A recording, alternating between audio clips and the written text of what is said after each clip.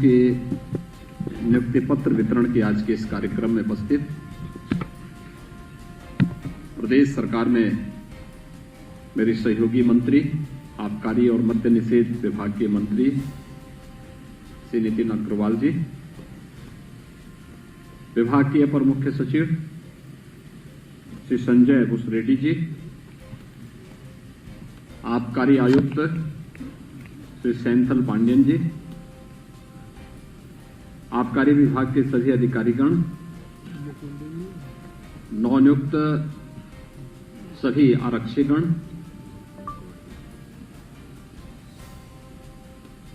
शारदीय नवरात्रि के अवसर पर आपको ये नियुक्ति पत्र प्राप्त हो रहा है।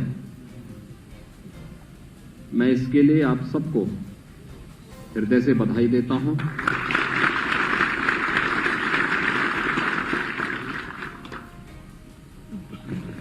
(332) आरक्षियों को आबकारी विभाग में अपने कैरियर को आगे बढ़ाने का एक अवसर प्राप्त हो रहा है। ये राज्य सरकार का मिशन रोजगार के अभियान का क्रम है। जो 332 आरक्षी हैं, इस शासन की चयन की प्रक्रिया जो निष्पक्ष और पारदर्शी प्रक्रिया थी, आरक्षण के सभी नियमों का पालन करते हुए पूरी हुई। विगत 5.5 वर्ष में ऐसे 5 लाख से अधिक उत्तर प्रदेश के युवाओं को हम लोगों ने शासकीय सेवा के साथ जोड़ने में सफलता प्राप्त की है और आज वे सभी युवा अपनी प्रतिभा और ऊर्जा का लाभ उत्तर प्रदेश राज्य के विकास में दे रहे हैं। आप सभी 332 आरक्षियों को इसका लाभ उत्तर प्रदेश की शासन की सेवा के साथ जोड़ने का अवसर प्राप्त हो रहा है। मैं आपका स्वागत करता हूं और आप सबको बधाई देता हूं। मेरे लिए इसमें अतिरिक्त प्रसन्नता का विषय है कि शारदीय नवरात्रि में हम लोग जगत जननी मां भगवती की पूजा अनुष्ठान करते हैं और इसमें 30% केवल बालिकाओं का चयन हुआ है आरक्षी के रूप में। आबकारी सिपाहियों के जो आबकारी आरक्षियों की जो भर्ती हुई है, इसमें 30% बालिकाओं का चयन हुआ है। यह हमारे लिए बहुत प्रसन्नता का क्षण है। मैं उन सभी का हृदय से अभिनंदन करता हूं, उन सबको बधाई देता हूं। प्रदेश का यह विभाग बहुत महत्वपूर्ण विभाग है। हमारे मंत्री जी इधर भी कह रहे थे कि बदनाम विभाग है। बदनाम विभाग नहीं है, व्यवस्था को चैनलाइज करने वाला विभाग है। ये एक व्यवस्था के साथ जोड़ने वाला विभाग है। जहरीली शराब से समाज को अवगत कराने, उससे बचाने और नियम के अनुरूप उस कार्रवाई को आगे बढ़ाने के लिए जब हम डिस्टिलरी लगाते हैं तो डिस्टिलरी से केवल अल्कोहल ही नहीं बनता है, बल्कि वह अल्कोहल जो बनता है वह मानते हैं कि देसी मदिरा में उसका उपयोग होता होगा, लेकिन एक बड़ी मात्रा दवा आदि के लिए भी वह उपयोग में जाता है। विभिन्न प्रकार के लैबोरेटरीज में भी उसका उपयोग होता है। और उत्तर प्रदेश शासन ने विगत 5.5 वर्ष के अंदर 33 से अधिक डिस्टिलरीज नई लगवाई है। यानी जितनी पहली थी आजादी के बाद 70 वर्षों में जितनी लगी थी उसकी आधे से अधिक हम लोगों ने विगत 5.5 वर्ष के अंदर सफलतापूर्वक प्रदेश के अंदर लगाई। ईज ऑफ डूइंग बिजनेस में उसकी प्रक्रिया को सरलीकरण किया, उनसे हो रही चोरी को रोका। प्रदेश में इतना बड़ा प्रदेश, जब उत्तर प्रदेश की कोई बात करता है तो भौगोलिक दृष्टि से भी और यहां की आबादी की दृष्टि से भी तो बहुत सारे लोगों को संख्या सुनकर के चक्कर आने लगते हैं कि 25 करोड़ की आबादी, इतनी बड़ी आबादी के राज्य को,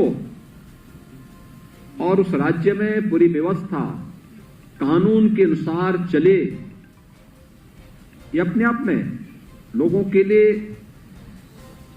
एक कौतूहल और आश्चर्य का विषय भी होता है। और आबकारी विभाग ने अपने यहां इस बात को व्यवस्थित रूप से किया कि पर्व और त्योहार शांतिपूर्ण तरीके से मनाए जाते हैं। शासकीय व्यवस्था के अंदर जो नियम है उसके अनुसार ही आबकारी विभाग से जुड़े हुए शॉप्स आदि संचालित हो सकते हैं। कोई मिलावट की शराब पिला करके निर्दोष नागरिकों के जीवन के साथ खिलवाड़ नहीं कर सकता है।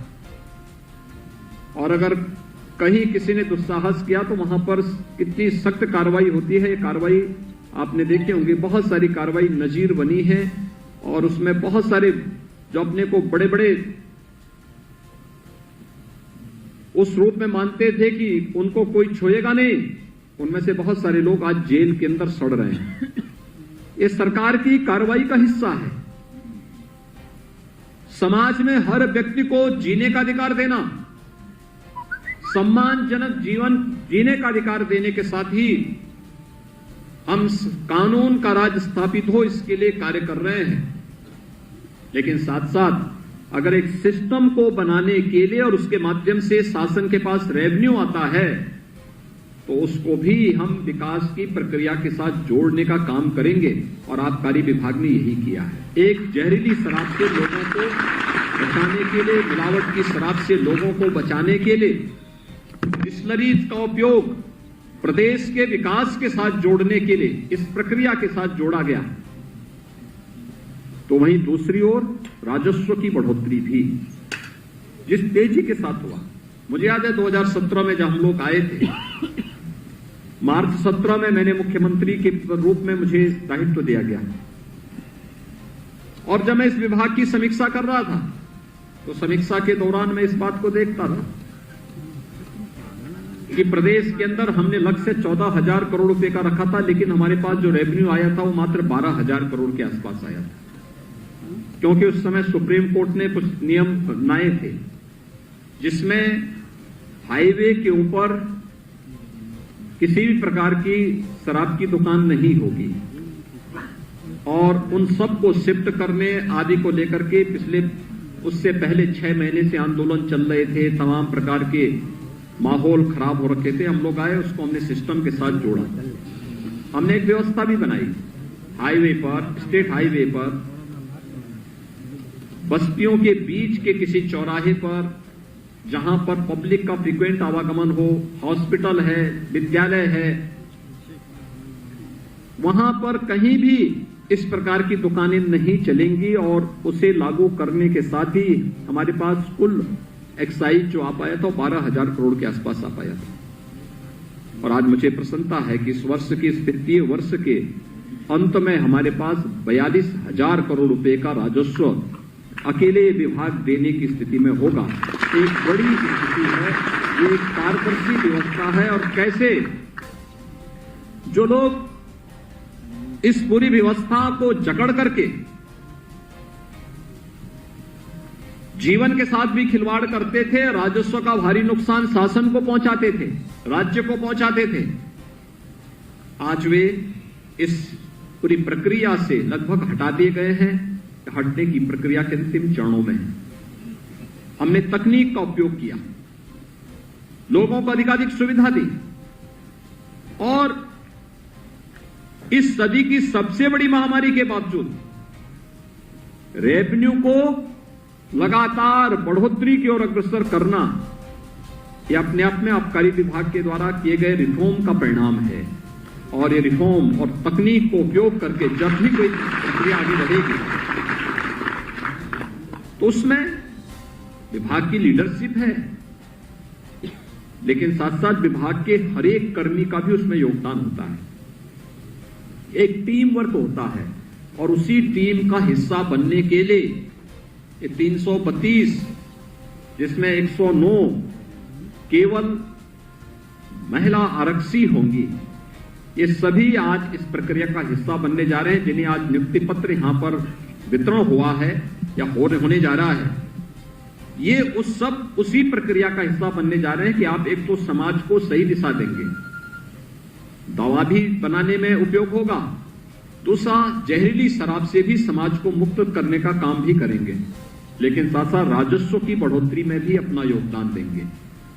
और ये प्रक्रिया एक साथ जुड़ करके कहीं भी चोरी न हो, कोई मिलावट न हो, दूसरी जगह से तस्करी के माध्यम से यहां के मार्केट को और यहां के लोगों के जीवन के साथ खिलवाड़ करने का कोई दुस्साहस न कर सके, ये चीजें।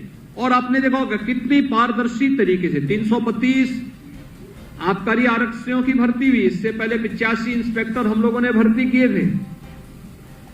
एक भी व्यक्ति नहीं कह सकता है कि उसको कहीं सिफारिश की नौबत आनी पड़ी। किसी को सिफारिश की आवश्यकता नहीं,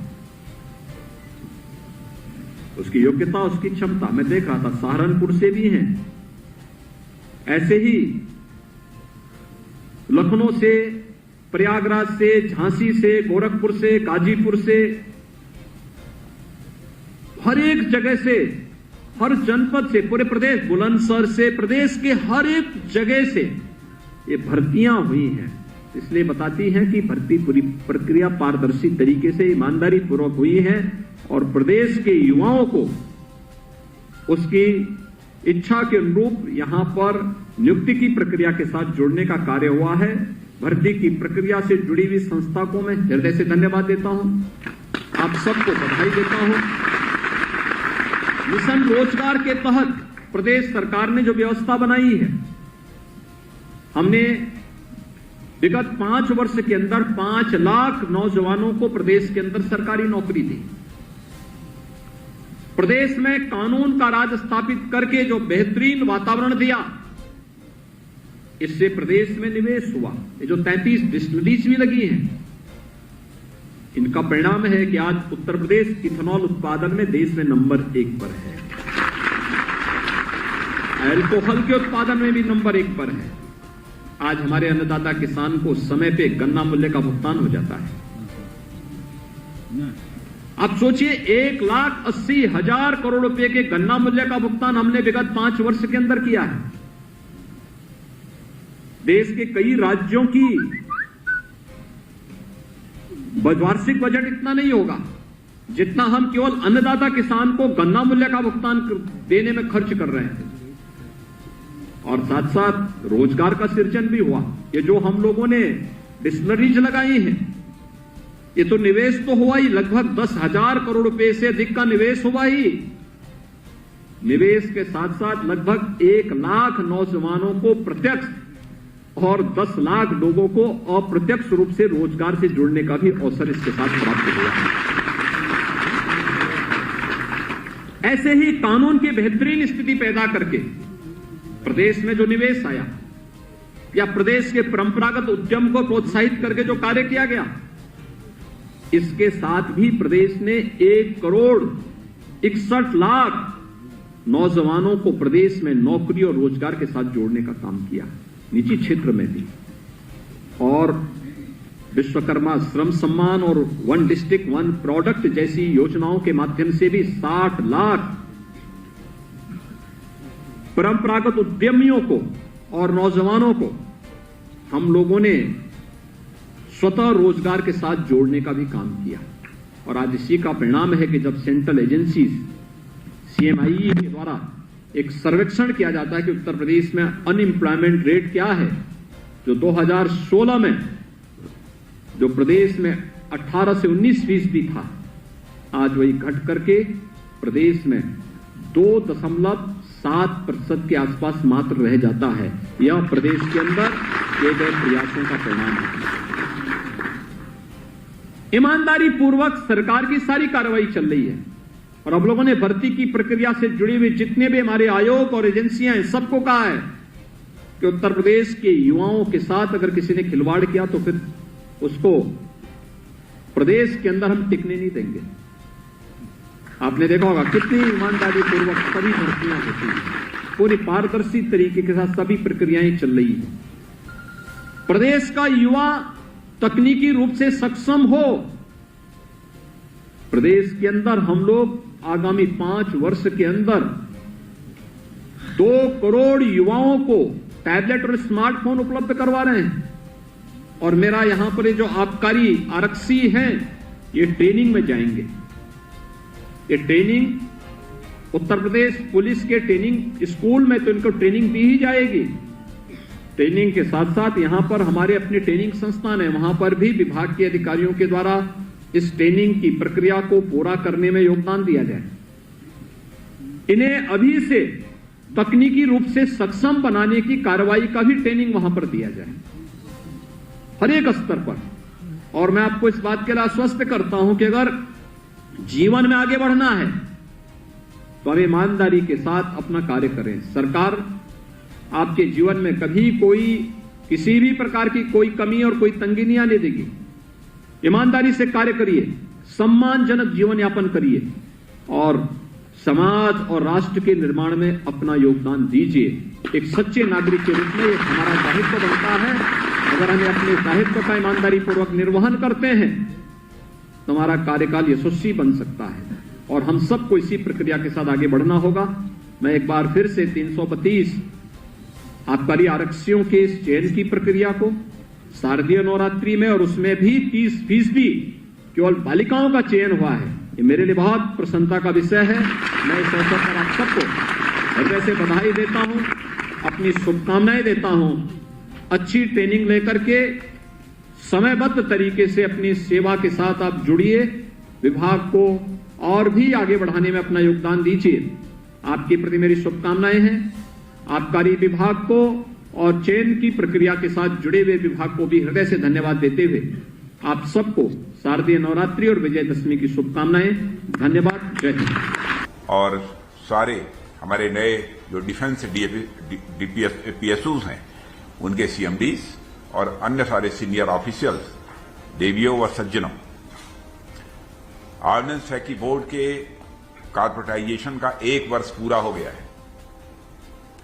इतना लंबा वक्त गुजर गया, पता भी नहीं चला, जैसे अभी कल की ही बात हो।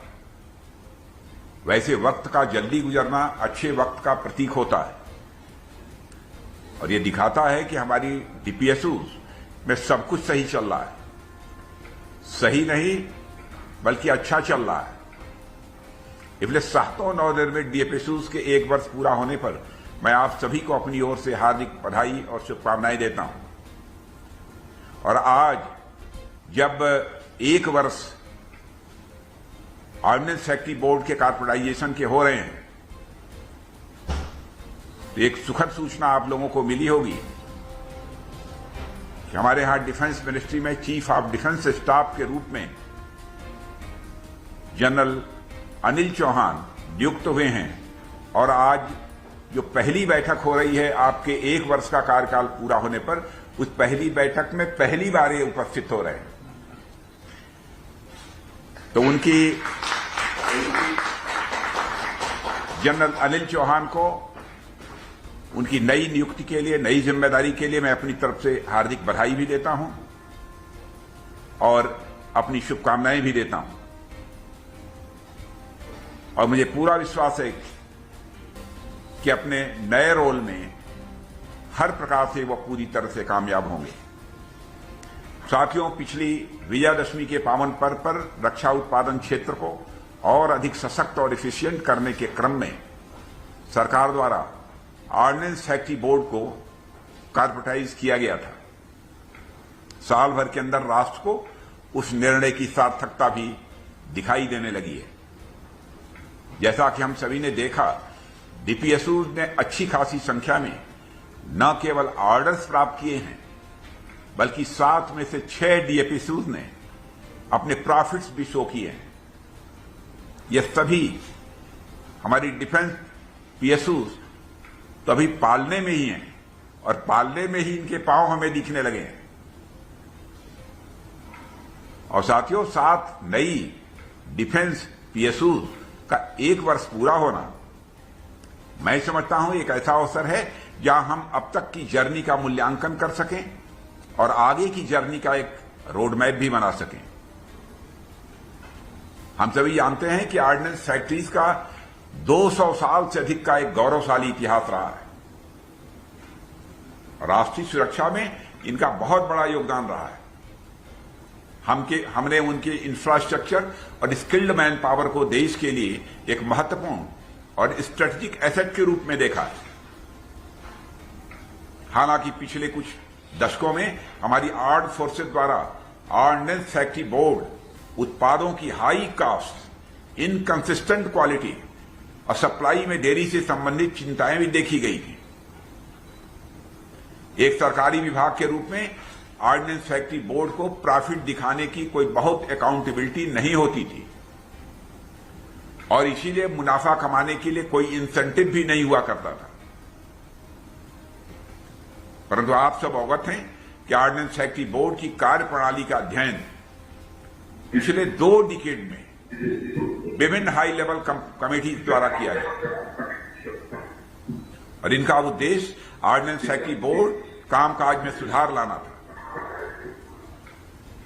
ऑर्डिनेंस फैक्ट्री बोर्ड की स्टडी के दौरान कमेटीज को ऐसे ऐसे फैक्ट्स देखने को मिले जिन्होंने उनको सोचने पर मजबूर कर दिया और जाने कितने ऐसे प्रोसीजर्स, प्रैक्टिसेस, पेपर वर्क और दशकों पुराने रूल्स और रेगुलेशंस थे जिनकी रेलेवेंसी पूरी तरह से समाप्त हो चुकी थी, फिर भी उन्हें आगे चलाया जा रहा था बिना इस बात पर विचार किए कि उसकी कोई उपयोगिता है भी या नहीं है। और इसके कारण ऑर्डिनेंस फैक्ट्री बोर्ड के ऑपरेशंस और डिलीवरीज आदि में डिलेज होना स्वाभाविक था और हो भी रहा था। हमारे एक मित्र इस तरह के ढोए जाने वाले नियमों पर एक कहानी कहते हैं जो मैं आप लोगों के सामने रखना चाहूंगा।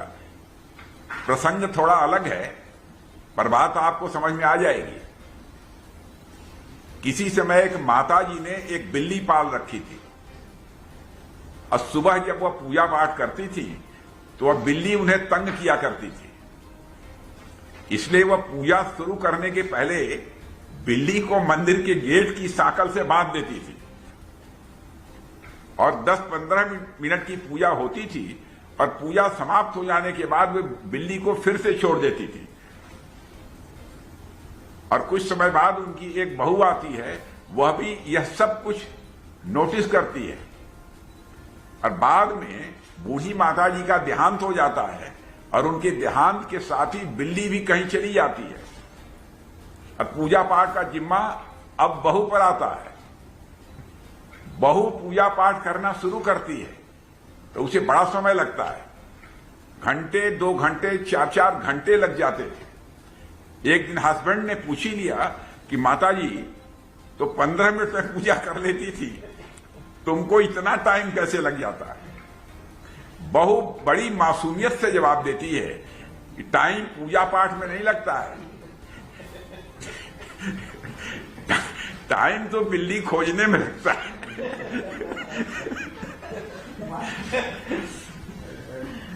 पहले बिल्ली खोजकर पकड़ लाती हूं, फिर उसे गेट के सांकल से बांधती हूं, फिर पूजा करती हूं और उसके बाद बिल्ली को छोड़ती हूं। माता जी भी ऐसे ही करती थी। पति ने अपना माथा पकड़ लिया और माता जी कोई प्रोसीजर क्यों करती थी, उससे क्या लाभ होता था, इससे बहू को कोई मतलब नहीं था और उसे प्रोसीजर इसलिए फॉलो करना होता था क्योंकि पहले वह प्रोसीजर प्रैक्टिस में था। कभी कभार हमारे विभागों में भी ऐसा ही कुछ होता है जिससे समय की, धन की, ऊर्जा की बहुत बड़ी क्षति होती है। खासकर एक विभाग के रूप में ऑर्डिनेंस फैक्ट्री बोर्ड में ऐसी प्रैक्टिसेस देखने को मिले, इसे पॉजिटिव साइन नहीं कहा जा सकता। ऐसे में इन प्रैक्टिसेस से निजात पाना यह समय की मांग थी और कॉर्पोरेटाइजेशन इसका सर्वोत्तम तरीका था। साथियों, हम सभी जानते हैं कि किसी भी नई संस्था के निर्माण के लिए कदम उठाना एक कठिन कार्य होता है, पर उससे भी कठिन कार्य होता है किसी एग्जिस्टिंग संस्था में बदलाव लाना और उसके अंदर ट्रांसफॉर्मेशनल चेंज लाना। ऐसे में पूरी प्रक्रिया की देखरेख और मार्गदर्शन करने के लिए एक एम्पावर्ड ग्रुप ऑफ मिनिस्टर्स का गठन किया गया था और हमने विभिन्न बैठकें की और ऑर्डिनेंस फैक्ट्री बोर्ड के कॉर्पोरेटाइजेशन के सभी पहलुओं पर विचार विमर्श किया। स्टेक होल्डर से प्राप्त विभिन्न सुझावों और राय पर विधिवत विचार किया गया।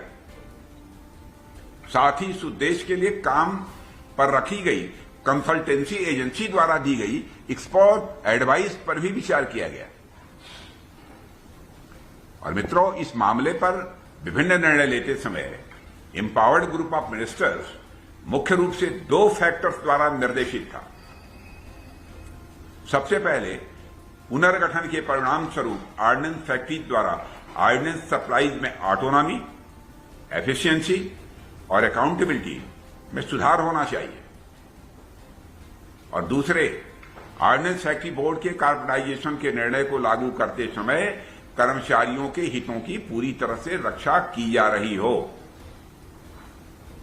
आज जब मैं पीछे मुड़कर देखता हूं तो पाता हूं कि सरकार और ऑर्डिनेंस फैक्ट्री बोर्ड के मिले जुले प्रयासों से हम अपने उन सभी उद्देश्यों को प्राप्त करने में सफल रहे जिन्हें हम अपने सामने लेकर चलते थे। और मित्रों, यह बड़ी प्रसन्नता की बात है कि नवनिर्मित 7 कंपनीज ने पूरी ऑटोनॉमी और अकाउंटेबिलिटी के साथ सुचारू रूप से अपना कार्य करना शुरू कर दिया है। नई संरचना से ऑर्डिनेंस फैक्ट्री बोर्ड की मौजूदा प्रणाली में विभिन्न कमियों को दूर करने में मदद मिली है और इन कंपनीज को कॉम्पिटिटिव बनने और बाजार में नए अवसरों की खोज करने के लिए प्रोत्साहन भी मिला है।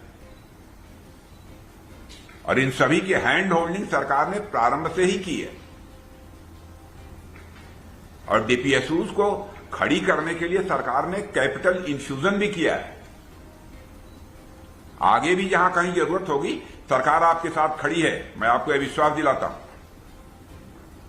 देखना यह है कि जो कमियां ऑर्डिनेंस फैक्ट्री बोर्ड के स्ट्रक्चर में रही थी, उन कमियों को हमारी 7 डीपीएसयूज किस प्रकार से दूर करती है।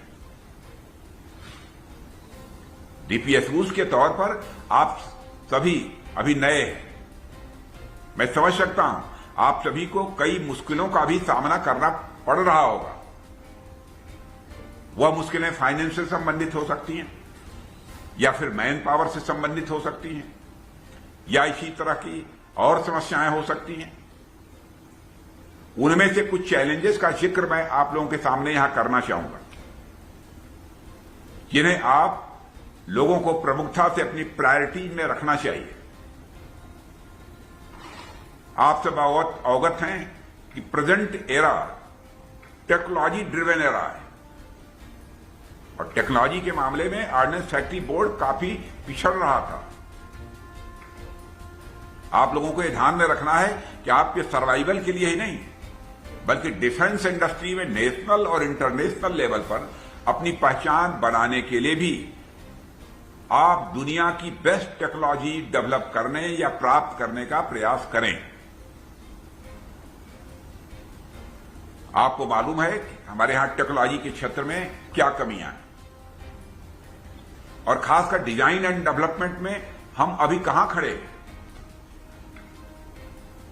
डेवलप्ड कंट्रीज के मुकाबले हमारी रिसर्च एंड डेवलपमेंट अभी कहां पहुंची है। रिसर्च एंड डेवलपमेंट के क्षेत्र में अभी इन्वेस्टमेंट और मैच्योरिटी की कमी है। समय की मांग है कि आप डोमेस्टिक रिसर्च एंड डेवलपमेंट के माध्यम से मॉडर्नाइजेशन पर विशेष ध्यान दें, क्योंकि यही आप सभी के आगे बढ़ने का मार्ग प्रशस्त करेगा।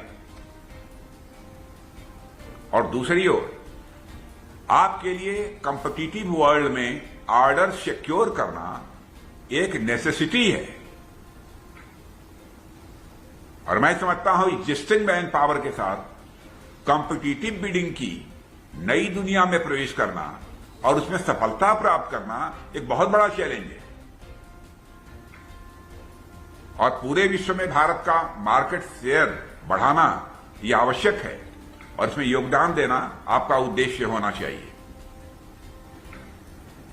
साथियों, कॉम्पिटिटिव बिडिंग वाले समय में किस तरह से एग्रेसिव और प्रोग्रेसिव एटीट्यूड के साथ आप लोग स्ट्रेटजी का निर्माण करते हैं, और उसे धरातल पर उतारते हैं, इस पर भी विचार करने की जरूरत है। कैपिटल इन्वेस्टमेंट का मामला भी डीपीएसयूज के लिए एक विचारणीय मामला है और इस संदर्भ में अभी सरकार डीपीएसयूज की हैंड होल्डिंग कर रही है, पर आने वाले समय में डीपीएसयूज की परफॉर्मेंस ऐसी होनी चाहिए कि वह कंपटीशन के इस दौर में अपनी आकांक्षाओं के अनुरूप मार्केट से कैपिटल जुटा सके। और इसी तरह स्पोर्ट्स में भी अपना महत्वपूर्ण योगदान देना हमारी डीपीएसयूज का उद्देश्य होना चाहिए।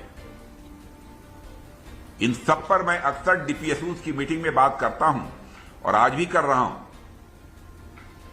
और हमारे देश की आत्मनिर्भरता के लक्ष्य को पूरा करने में डिफेंस मैन्युफैक्चरिंग अत्यंत महत्वपूर्ण सेक्टर है।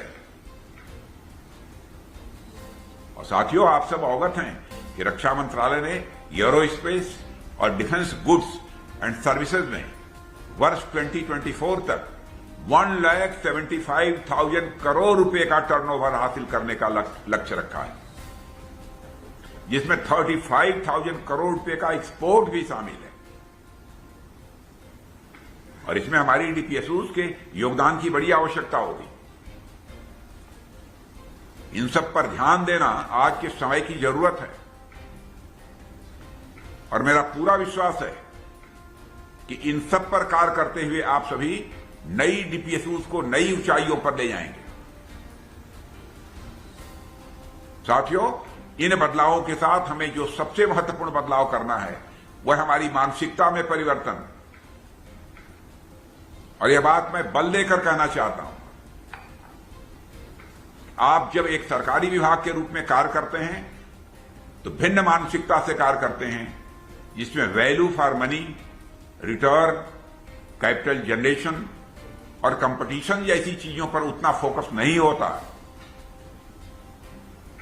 पर जब आप और आपकी टीम बिल्कुल नई दुनिया में है, बिल्कुल नए माहौल में है, ऐसे में नए माहौल को एडॉप्ट करना थोड़ा कठिन कार्य तो हो सकता है, पर कंफर्ट जोन से बाहर निकलना ही सफलता की नई बुलंदियों को छूने का एकमात्र जरिया है, एकमात्र रास्ता वही है।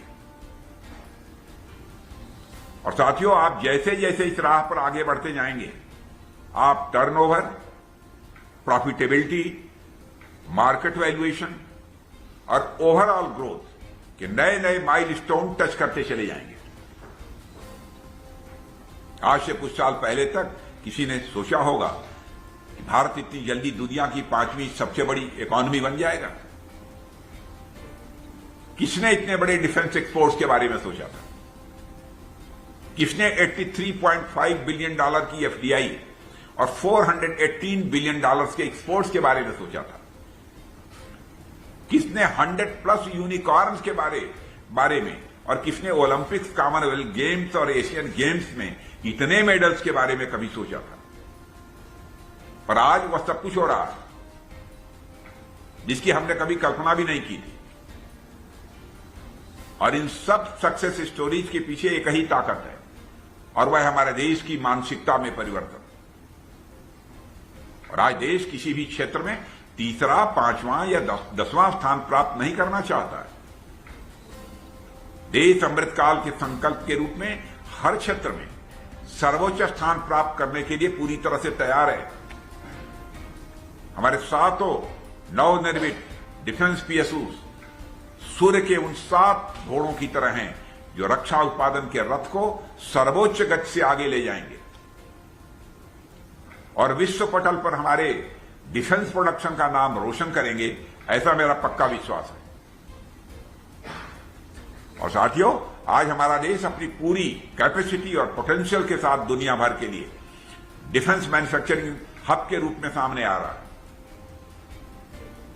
हमारा उद्देश्य पब्लिक और प्राइवेट सेक्टर की एक्टिव पार्टिसिपेशन के साथ डिफेंस सेक्टर में डिजाइन से लेकर प्रोडक्शन और एक्सपोर्ट के क्षेत्र में भारत को दुनिया के शीर्ष देशों में लाकर खड़ा करना है। और आज जब हमारा देश $5 ट्रिलियन इकोनॉमी बनने की दिशा में तेजी से आगे बढ़ रहा है, हमारा डिफेंस एक्सपोर्ट पिछले 7-8 सालों की तुलना में 5-6 गुना बढ़कर 13,000 करोड़ तक पहुंच गया है। हमारी डीपीएसयूज की सहभागिता में वृद्धि की अपेक्षा भी बढ़ जाती है। और मैं आपको बतलाना चाहता हूं, अभी कई हजारों के ऑर्डर हम लोगों को भी मिलने जा रहे हैं। हजारों के ऑर्डर मिलने जा, हजारों करोड़ रुपए के। इसलिए मैं नए प्रबंधन से अपील करूंगा कि वो डोमेस्टिक डिफेंस नीड्स को पूरा करने के साथ साथ विदेशों में भी नई अपॉर्चुनिटीज एक्सप्लोर करें। आप लोगों को इसके लिए प्रयत्न करना चाहिए और मुझे विश्वास है कि आने वाले समय में ये नई कंपनियां न केवल देश में डिफेंस मैन्युफैक्चरिंग इकोसिस्टम में महत्वपूर्ण भूमिका निभाएंगी, बल्कि हमारी इकोनॉमी के ओवरऑल डेवलपमेंट में भी अपना अहम योगदान देंगी। इस अवसर पर इससे ज्यादा कुछ न कहते हुए मैं आप सभी के भविष्य के प्रयासों की सफलता के लिए शुभकामनाएं ही नहीं देता हूं, हार्दिक शुभकामनाएं देता हूं।